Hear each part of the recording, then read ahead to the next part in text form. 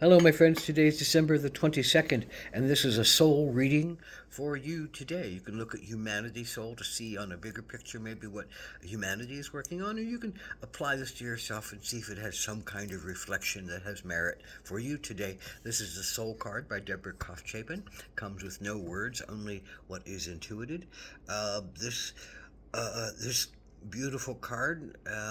says to me, "Oh, I always see a Beavis and Butthead face in the little creature down here, and you know,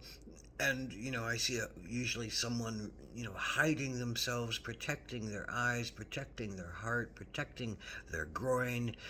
cowering, nestling on the earth, one foot ready to push away and run and another leg ready to kind of fall over. There's a box here. There's a box here that holds us back quite often out of the fear of what we need to face and the fear of what is going to hurt our hearts and the fear of what might hurt our bodies and the fear of whether we need to freeze or fight or run away from something, and we want to cower and we want to get away from our worst nightmares, and we want to protect ourselves at all costs, and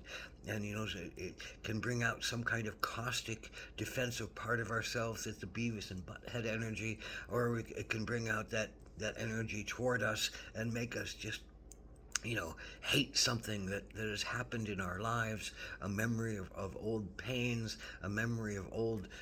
abuse, a memory of old situations that we didn't know how to handle,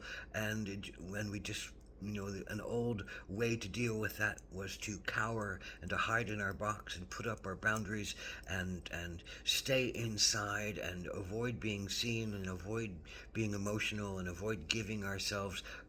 to be open to the dangers out there. But look above this creature, there's a rainbow. This is part of our journey to break out of our boxes. This is part of our journey to break out of our self-defined enclosures and to face the world again and to hold ourselves strong and proud and to hold ourselves as capable and to hold ourselves as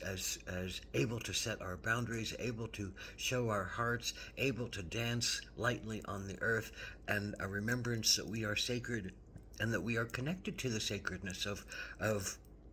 being, of humanity, and that there is some good to look out to and some good in our hearts to look out to, and that we are good at our core and good at our center, and we can face whatever comes along. Sometimes it's a good time for retreat, but most of the time we just need to stand up and go forward. Aho.